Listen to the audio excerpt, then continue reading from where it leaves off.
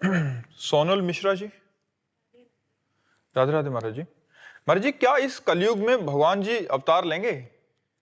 ऐसा तो शास्त्रों में लिखा है कि भगवान लेंगे अवतार।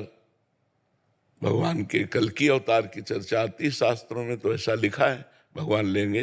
पर वो जब बहुत विकराल कलयुग बढ़ेगा। अभी 4,32,000 वर्ष कलयुग की आयु है, तो उसमें 5,000 के ऊपर ही अभी अभी तो 32,000 नहीं क्रॉस किया है। कलयुग में इतना पापाचरण बढ़ जाएगा, इतना पापाचरण बढ़ जाएगा कि कहीं राम कृष्ण नाम सुनने को नहीं मिलेगा। देखो धीरे धीरे उसका प्रभाव बढ़ रहा है।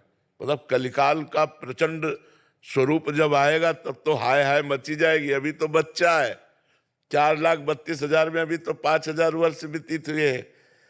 और अगर 32,000 क्रॉस करेगा तब कैसा होगा, जब लाख हुआ 2 लाख क्रॉस करेगा। तो अब लिखा है कलिकाल बिहाल किए मनुजा, नहीं माने को अनुजा तनुजा। बेटी बहन का भेद खत्म हो जाएगा, पशुवत भोग आचरण शुरू हो जाएंगे, तांडव राक्षसी स्वभाव का। जब ऐसा महाभयंकर पापाचरण होगा तो उस समय भगवान का अवतार होगा, कल की अवतार। फिर वो दुष्टों का विनाश करके तब फिर सतयुग आ जाएगा।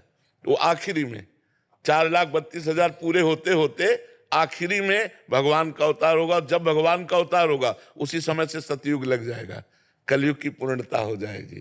पर कलयुग अभी बहुत बहुत बहुत दुख है कलयुग में, बहुत दुख कलयुग में। शरीर स्वस्थ नहीं। अब देखो कैंसर ऐसे होने लगा जैसे जुकाम बुखार। जिसको देखो तेरे दिन खबर मिलती उनको कैंसर हो गया, और कैंसर का मतलब जीवन बर्बाद हो जाना। वो सब कीमो लगवा के वो सब, वो साल 2 साल भले और घसते, इसके बाद शरीर छूट ही जाता है।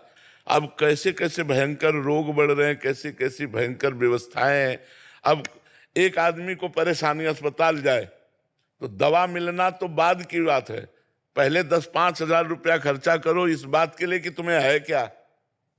अब वो सब रिपोर्टें देखकर निर्णय करेंगे कि आपको है क्या। इसके बाद उसकी फीस दो डॉक्टर की, फिर दवा दो, और फिर 2-4 दिन बाद आओ, तब वो देखेंगे दवा का प्रभाव क्या पड़ा, जांच करवाओ।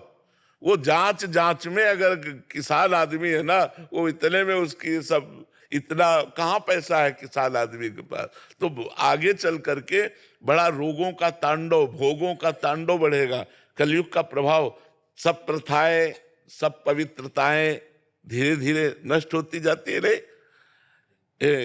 मतलब क्या सुंदर गृहस्थी कि अगर पति को प्राप्त किया तो आजीवन निर्वाह किया, पत्नी का वरण कर लिया, आजीवन निर्वाह किया। यहाँ लव मैरिज होता साल भर में डिवोर्स हो जाता है। कलयुग का प्रभाव देखो, कहा कलयुग का प्रभाव देखो। अब जब ये चरित्र आ गए कि पति पत्नी में विश्वास नहीं है, तो फिर मतलब कैसे गृहस्थी चलेगी। तो बड़ा समय धीरे धीरे कलयुग का प्रभाव तो बढ़े।